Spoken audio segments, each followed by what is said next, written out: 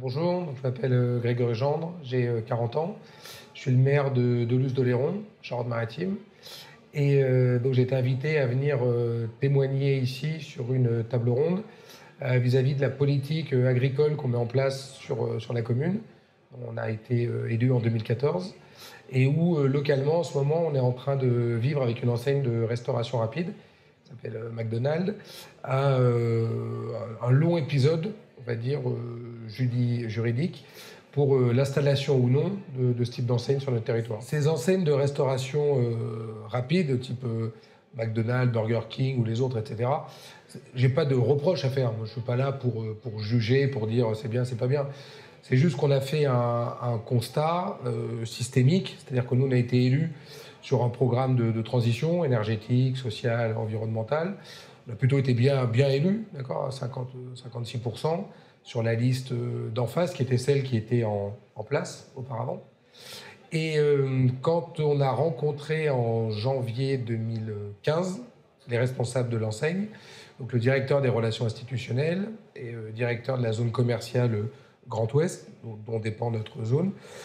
Donc on a échangé avec eux sur leur manière de travailler, et puis nous, la manière dont on mettait en œuvre sur le terrain concrètement notre politique. Avec notamment un soutien affiché à l'agriculture locale, au circuit court, le développement du bio à la cantine. On est adhérent du réseau 1 + bio.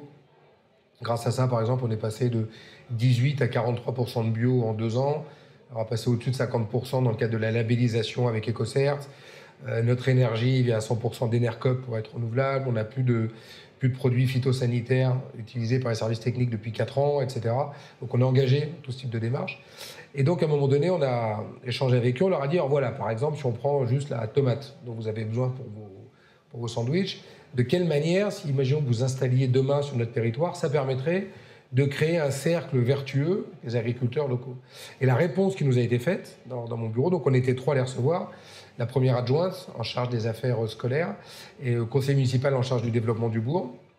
Et la réponse qui nous a été faite, donc en janvier 2015, par le directeur des relations institutionnelles, a été celle-ci. Mais monsieur le maire, nous, les tomates, on les prend calibrées. Donc, sur quoi on a échangé, on a dit, d'accord, donc on comprend, vous avez un modèle un peu comme une espèce de box Internet que vous pluguez sur un territoire. D'un côté, vous faites rentrer des clients.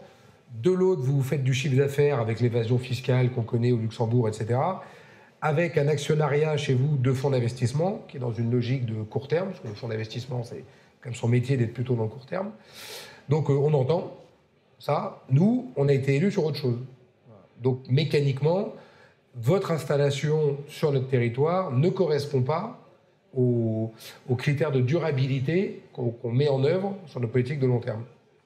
Ça, c'est pour l'aspect général. Et ensuite, très concrètement, en termes de droit de l'urbanisme, par rapport au plan d'installation, il se trouve que ces enseignes de restauration rapide sont génératrices d'énormément de flux de véhicules par l'activité qu'on appelle le drive. En ce moment, par exemple, la ville d'Aubière, à côté de Clermont-Ferrand, est en train de vivre le même souci avec un Burger King, dans une rue qui s'appelle la rue Malmuche, où les voisins n'en peuvent plus, sont en train de se structurer ensemble, pétition. C'est le maire de la commune là, qui m'a alerté là-dessus. Et on se rend compte qu'à chaque fois qu'on installe ce genre de nœuds agrégateurs de flux de véhicules dans des endroits qui, du coup, ne sont pas adaptés, ça devient un véritable souci et logistique et social pour tout le monde, y compris les riverains. Donc du coup, c'est ce sur quoi on s'est positionné, nous, pour motiver le refus du permis de construire. Ce à quoi l'enseigne qui n'était pas d'accord est allée au tribunal administratif, et suite à la décision du tribunal administratif de Poitiers, qui n'avait pas analysé sur le fond nos arguments sur le côté accidentogène, on est allé à la cour d'appel de Bordeaux, qui a conclu le 26 février dernier à la réception des pièces. Et donc là, on va attendre le résultat de la cour d'appel entre 1 et 3 mois. Alors, être engagé aujourd'hui, sur un principe de transition écologique, sociale, environnementale, systémique, on va dire, des territoires, ça entraîne non pas forcément des blocages, mais des freins qui sont inhérents au changement, quel que soit le type de structure dans lequel on est. La manière dont on analyse ça, dont on l'a analysé et dont on le partage avec d'autres collègues, parce que nous, on n'est pas du tout une exception sur Doluce, on n'a pas du tout cette prétention, on se greffe sur des courants plus profonds, plus larges, qui existent depuis des années. le réseau 1+ Bio dont on a parlé pour la restauration collective, le réseau des territoires énergie positive, le réseau des municipalités engagées contre la nucléarisation du monde, ce qu'on appelle les villes pour la paix. Donc des courants de fond qui sont bâtis eux-mêmes à la fois sur des réflexions très denses et très profondes et sur des mises en œuvre concrètes avec des actions très pratiques. Aujourd'hui, les 3 éléments, grosso modo, qu'on peut identifier, c'est du côté des services de l'État un formatage intellectuel pour les techniciens ou techniciennes qui sont issus des parcours dits classiques des grands corps d'État. C'est-à-dire que quand on parle d'énergie avec des gens qui sortent des ponts ou des mines, quand on parle d'énergie, on parle de PR. Alors que nous, ce qu'on montre sur notre territoire, c'est que si on veut assurer le développement des énergies renouvelables, leur bonne intégration dans les territoires, il faut au contraire travailler en réseau avec Enedis pour pouvoir réintégrer dans le réseau ce qu'on va produire, plutôt que de galérer sur la question de la mise de captation de l'énergie sur un système de batterie dont on connaît les limites.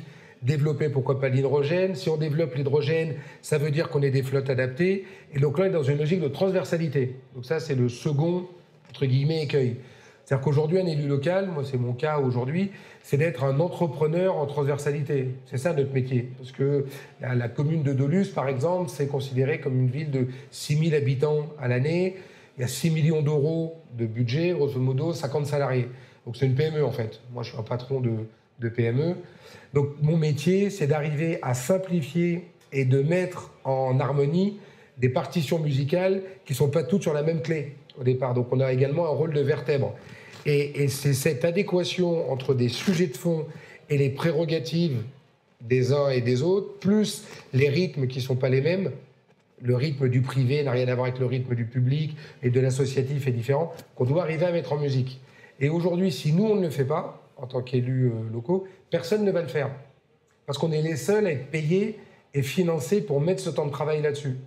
Pourquoi ? Parce que les gens dans les bureaux d'études sont payés pour faire des études spécifiques par rapport aux coureurs. Les gens dans les ministères ou dans les collectivités sont payés pour mettre en œuvre ce que le législateur a décidé. Le lobbyiste est payé pour aller là où son client a envie d'aller. Donc en fait, on est les seuls, nous. Et je pense que c'est ça l'énorme mutation qu'on est en train de vivre aujourd'hui sur le rôle des élus locaux et qu'on voit avec le rajeunissement qui est en train de s'opérer, qui commence par l'Assemblée. Et moi, j'ose espérer que pour les prochaines municipales de 2020, on va voir cette vague-là qui va continuer. En 2014, pour vous donner un ordre d'idée, on était 3% à avoir moins de 40 ans. Très clairement, c'est pas assez, il faut qu'on soit plus. Donc on a ce second point sur le positionnement. Et ensuite, le troisième point, c'est que bien souvent, quand on a le temps d'échange avec un citoyen dans la rue ou un électeur qu'on voit, etc., c'est très court. C'est par exemple à la boulangerie, ça dure 20 secondes. Alors, monsieur le maire, tel truc, discussion devant l'école, etc.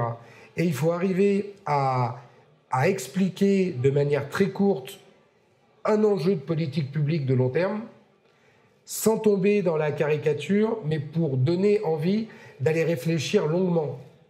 Et ça, le souci qu'on vit et qu'on voit aujourd'hui, c'est que la culture des réseaux sociaux et de la consommation directe dans l'instant T de l'information, et du coup du dispatch de la rumeur, quand on est d'accord, pas d'accord, etc., coupe le temps nécessaire à la réflexion de long terme.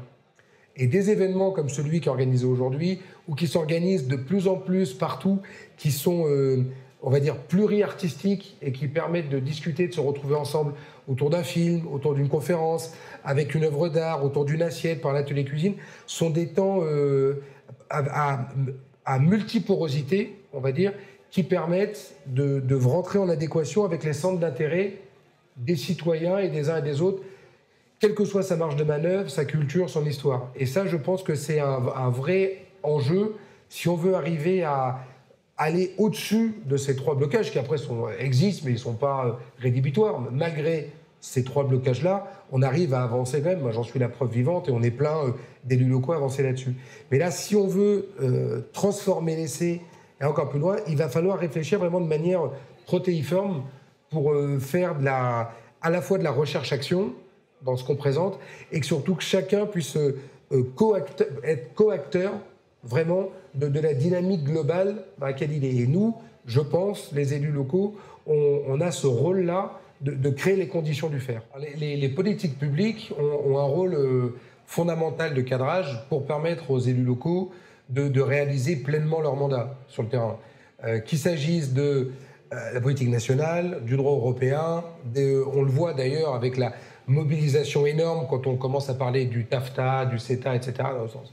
Donc concrètement, si je prends, là je vais dire parce que je vais parler de cette petite expérience, alors sachant que, pour la petite histoire, moi j'ai jamais été élu avant, je suis pas du tout encarté, et je fais pas ça pour devenir is no good. Donc moi je suis vraiment un mec je viens du privé, je suis journaliste de métier, après j'ai travaillé chez Greenpeace, donc militant salarié.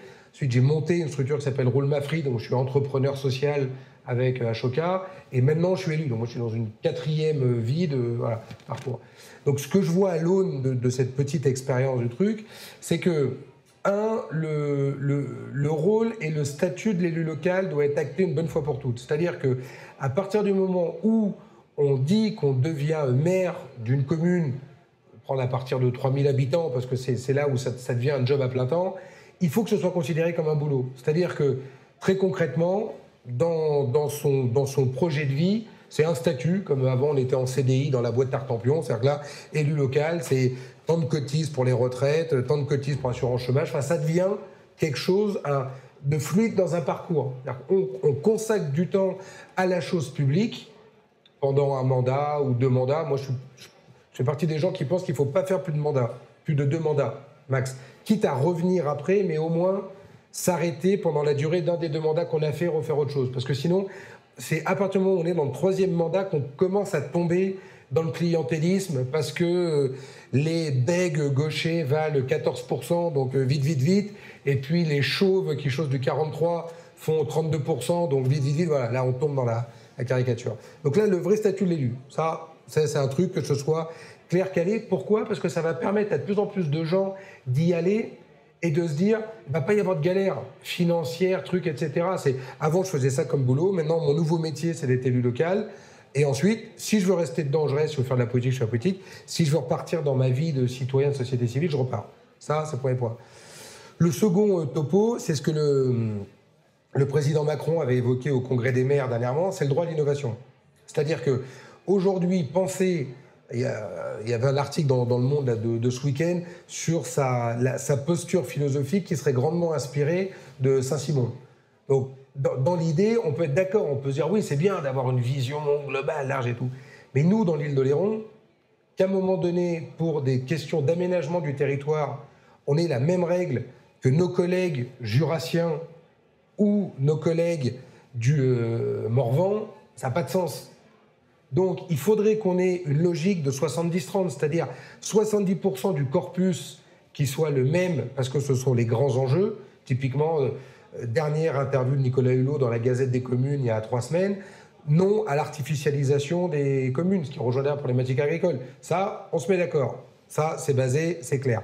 Maintenant, l'artificialisation dans des coins comme l'île d'Oléron, sujet à la loi littorale, n'ont rien à voir avec ce qui se passe avec les collègues de la montagne. Donc il faut... Emmanuel Macron a proposé que ce soit les sous-préfets et les préfets qui aient ce rôle-là. Pourquoi pas, en lien avec eux, du coup, d'adapter pour pouvoir avoir le droit d'innover. C'est-à-dire, concrètement, chez nous, est-ce qu'aujourd'hui, il faut toujours réfléchir, avec le recul du trait de côte, la construction du logement et du bâtiment avec que du dur ? Est-ce qu'il ne serait pas temps d'explorer avec des architectes ? On a quand même la chance d'avoir le PUCA, plan urbanisme, construction, architecture du ministère. On a la chance d'avoir des écoles, la chance d'avoir des architectes, vraiment des gens dont c'est le métier. Pourquoi pas inventer, innover sur de l'habitat temporaire ? Qu'est-ce qui nous empêcherait de le faire ? Parce qu'on sait très bien que contre la montée des eaux, sauf si on arrive à rester sous la barre des 2 degrés d'ici la fin du siècle, avec nous, nos voisins d'en face, c'est Trump, Oléron, c'est en face de New York. Donc je ne suis pas sûr qu'avec ces gens-là, on arrive à rester en dessous des 2 degrés. Donc mécaniquement, contre la montée des eaux, on ne gagnera pas. Donc c'est-à-dire qu'il faut s'adapter. Alors pourquoi est-ce qu'on n'aurait pas le droit d'innover là-dessus ? Ça, c'est le second point qui est fondamental, le droit à l'innovation. Ensuite, le troisième point, c'est dans la mesure de la comptabilité publique, la prise en compte des externalités positives et négatives des modèles. Parce qu'aujourd'hui, moi, j'ai été énormément surpris quand je suis arrivé au premier congrès des maires, etc., avec les collègues, entre guillemets, à l'ancienne, c'est-à-dire cette France de l'Assemblée nationale qu'on voyait avant, c'est-à-dire composée de médecins retraités, ventripotents avec les cheveux blancs. C'est un peu ça, hein, avec tout le respect que j'ai pour mon père étant médecin de 70 ans, ventripotent, j'en parle sans souci. Mais ça, c'est pas représentatif là-dessus. Donc tous ces gens-là, quand on leur a dit baisse des dotations, tout le monde a gueulé dans tous les sens. Sauf que ce que ça a permis, cette baisse des dotations, c'est qu'on a vu des efforts de gestion chez les uns et les autres, notamment dans le fonctionnement, une rationalisation des investissements, c'est-à-dire qu'on arrête l'espèce de délire, moi, durant mon mandat, je veux mon musée, mon rond-point, mon truc, mon ça, qui sert à que dalle. Pourquoi ? Parce qu'on est obligé de compter différemment.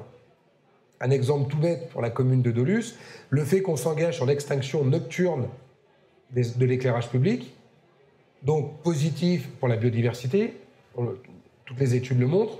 En même temps, ça ne sert à rien. Pour celles et ceux qui connaissent Oléron, qui traversent Dolusse le 4 février à 1h du matin, honnêtement, il n'y a pas besoin de lumière, 30 000 € d'économie.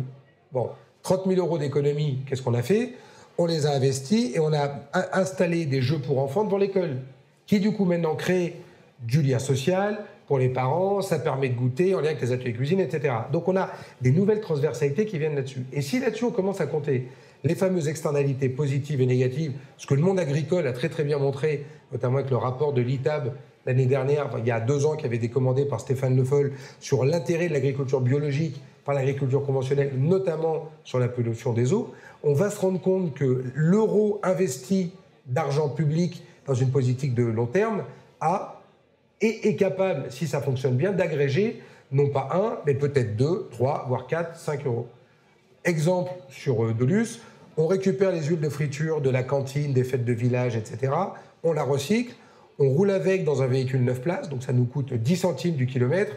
Ce véhicule 9 places va chercher les papis-mamies qui habitent dans les petits hameaux autour du village, qui ne peuvent plus conduire, ou parce qu'ils n'ont plus le permis, ou parce que c'est trop dangereux, qui étaient isolés chez eux. On va les chercher 2 matins par semaine, ils vont faire leurs courses dans le bourg, vont chez le médecin, etc. Aujourd'hui, avec l'Agence régionale de santé, on est en train de comptabiliser ça par rapport à un autre public cible, où là, ces personnes qui, restant isolées, deviennent dépendants, parce qu'on sait très bien que l'isolement amène à la dépendance. C'est statistique, c'est prouvé. Pourquoi ? Parce que le fait d'avoir des rendez-vous, des remue-ménages, de se retrouver acteur, de sympathiser, etc., ça a un impact. Et au final, ça va coûter moins cher à la collectivité de mettre en plus de la molécule chimique ou de médicaments pour des personnes qui sont toutes seules, les pauvres, etc., alors qu'à l'inverse, on recrée autre chose. Voilà. Donc ça, c'est le 3e point qui est fondamental là-dessus. Et enfin, le 4e point, et ça, il faut absolument, mais le faire très vite, c'est qu'il y ait des bascules et des passerelles beaucoup plus évidentes entre des gens qui sont salariés du privé et des gens qui sont salariés du public. C'est-à-dire que quand moi je suis arrivé à la mairie de Dolusse, j'ai discuté avec des collègues qui sont éminemment sympathiques. On va en appeler une Béatrice, les prénoms ont été changés pour le truc. Éminemment sympathique, Béatrice, 30 ans d'état civil. Donc Béatrice, un monolithe. Dans sa vie, donc c'est elle qui s'occupe des enterrements, etc.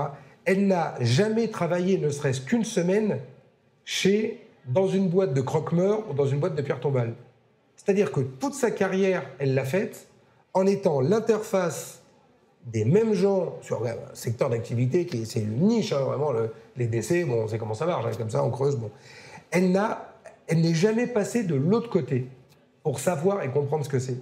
Et en même temps, la même boîte dans les pierres tombales n'a jamais envoyé ne serait-ce qu'une semaine ou un de ses dirigeants, ou un de ses salariés, ou sa secrétaire, bosser dans une mairie pour se rendre compte ce que c'est de l'autre aspect. Et donc, on a des populations du privé et du public qui se côtoient, qui parfois sont en relation de manière positive ou négative, mais qui jamais n'ont croisé des expériences. Et en fait, il faudrait absolument qu'on ait des parcours, l'entrepreneuriat social l'a développé comme ça, pour permettre à des gens, notamment dans des grands groupes, de devenir entrepreneur social au sein de sa business unit, comme on travaille dans les grands trucs là-dessus, dans les grosses boîtes. C'est hyper intéressant, parce qu'en fait, on change de paradigme, on réfléchit autrement.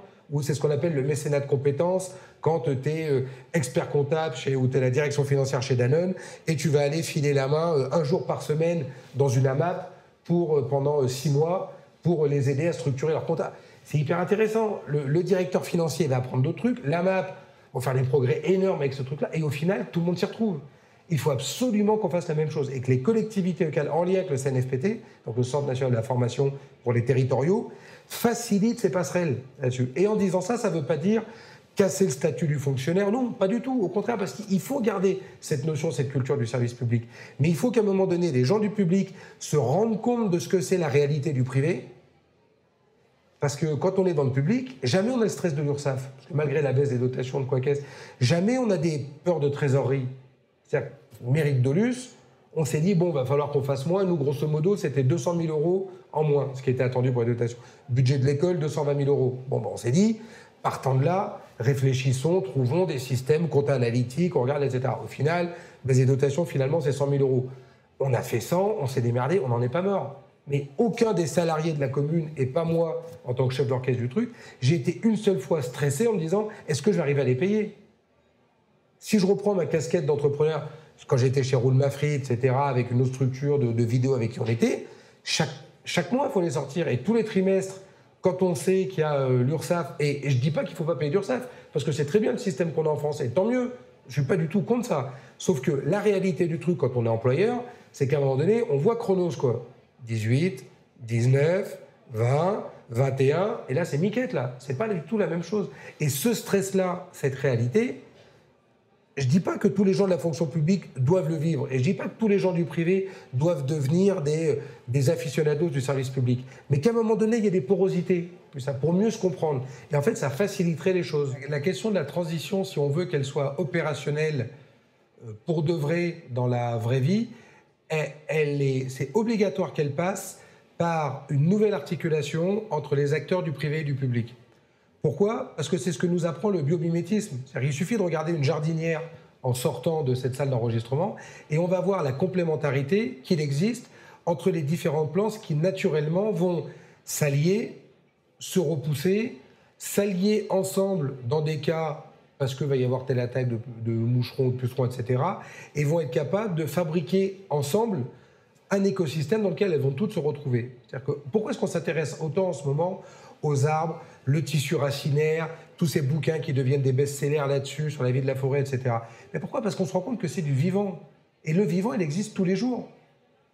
Les fourmis, à l'époque de Weber, quand son bouquin était sorti, sur les phéromones, etc., ne dit pas autre chose. C'est qu'en fait, la prophétie des Andes ne dit pas autre chose. C'est-à-dire que nous-mêmes, nous sommes au quotidien, et qu'on le veuille ou non, des émetteurs et des récepteurs de signaux qui sont autre chose que le 1-0-0-1-1-0 de l'algorithme financier. Et c'est ça qu'on est en train de vivre aujourd'hui. C'est-à-dire que l'outil marche bien, on est allé à la nanoseconde de l'échange financier, donc on ne peut pas aller plus vite, sauf à faire exploser le temps, mais bon, alors là, c'est quand même un autre délire.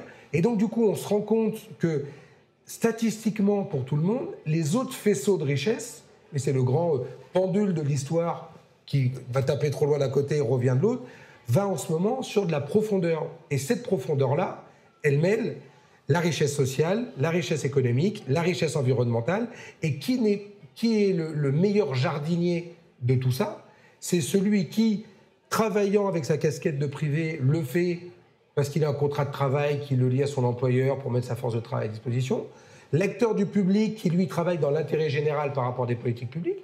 Mais sauf qu'à un moment donné, ces gens-là fonctionnent ensemble. Quand la mairie de Dolus décide, par exemple, de mettre en œuvre sa politique d'espace vert, sur long terme, on se dit il faut absolument qu'on soutienne la filière apicole. Donc on décide de mettre des plantes mellifères dans nos espaces verts, etc. À un moment donné, qu'est-ce qu'on fait ? On va se tourner vers des opérateurs du privé qui vont être capables, parce que c'est leur métier, de nous fournir des essences et du conseil pour le faire. Et au final, c'est ensemble, grâce aux compétences de ces acteurs du privé, à la volonté des élus politiques et la compétence technique des services techniques de la ville de Dolus des espaces verts, que, au final, un territoire qui auparavant était pauvre parce qu'on n'avait pas regardé dans l'intérêt des abeilles, parce qu'avant l'autre critère était faut que ce soit beau parce que, je caricature à peine, Madame le maire aime les plantes jaunes. Donc, Mais voilà, parce que c'est aussi la réalité du sapiens sapiens, les critères. À partir du moment où on regarde ça et qu'on se dit non, l'intérêt c'est l'abeille pour les écosystèmes, eh ben on voit tout de suite que naturellement le miel, sans mauvais jeu de mots, se fait par la compétence des uns et des autres. Et en fait, c'est ça qui est intéressant, c'est d'avoir une idée générale de long terme et qu'ensuite, au cas par cas, sur du projet, l'intérêt de la compta analytique ou d'une logique de start-up, de start-upisation du projet qui est séquencé dans le temps, avec dès le départ la mise en œuvre d'indicateurs de réussite et de suivi. Parce que ça, pour la petite histoire, c'est un truc qui n'existe pas. C'est-à-dire qu'on arrive dans une collectivité, moi c'est ce que j'ai demandé au départ, je dis alors, plan pluriannuel d'investissement, plan pluriannuel de gestion, indicateur de réussite. Alors, monsieur le maire, tout ça, ça n'existe pas. Ben non, parce que jusque-là, c'est l'élection qui fait ça. Mais c'est qu'en fait, il manque un étage. Et il faut qu'on soit capable de se dire maintenant, voilà, notre politique mellifère, on a mis des ronds, on a payé une boîte, etc. Ben, à un moment donné, ce serait quand même bien de s'appuyer sur les apiculteurs pour qu'ils nous disent, bah ouais les gars, ça a marché ou pas, ou alors là, c'est une fausse bonne idée. Et après, c'est pas grave. C'est pas grave. Nous tous, ici, qui sommes dans cette pièce, toutes celles et ceux qui vont regarder cette vidéo, quand on a fait nos premiers pas, on a commencé par quoi? Par se casser la gueule. Et qu'est-ce qu'on a fait? On s'est relevé, papa, maman, le grand frère, la grande sœur nous a aidés, puis petit à petit, on y est allé jusqu'à... Et ça, c'est un mouvement, c'est une boucle, comment appeler ça? Une sorte de boucle de rétroaction positive qui fait qu'à chaque fois, quand on est dans cette logique-là, on s'alimente des réussites, des expériences passées des uns et des autres, d'où l'intérêt du travail en réseau, hein, de cet écosystème qui fonctionne hyper bien dans tous ces sujets, pour avancer ensemble. Et au final, et ben du coup, chacun va dépenser moins d'énergie que s'il galère tout seul dans son coin, pour des résultats qui sont facilement partageables par tous. Parce qu'à la fin, chez nous, d'un bête point de vue terre-à-terre, financier, en termes des gros mots comme on appelle le marketing territorial, c'est pourquoi est-ce que des gens viennent en vacances dans l'île d'Oléron? Parce que c'est beau, parce qu'on y mange bien, parce que l'eau est de bonne qualité. Et donc, même nous, en termes de durabilité de notre territoire, juste sur l'aspect financier, on se rend compte que tout ce qu'on dit depuis le début de cette interview, c'est rentable, parce que c'est grâce à ça que des touristes vont venir dans notre coin. Mais ça ne veut pas dire qu'en même temps, ces gens-là, on va les prendre pour des cons en leur faisant faire une fausse promesse, ouais, un peu à la Mickey, c'est-à-dire venez chez nous, machin, c'est joli, etc.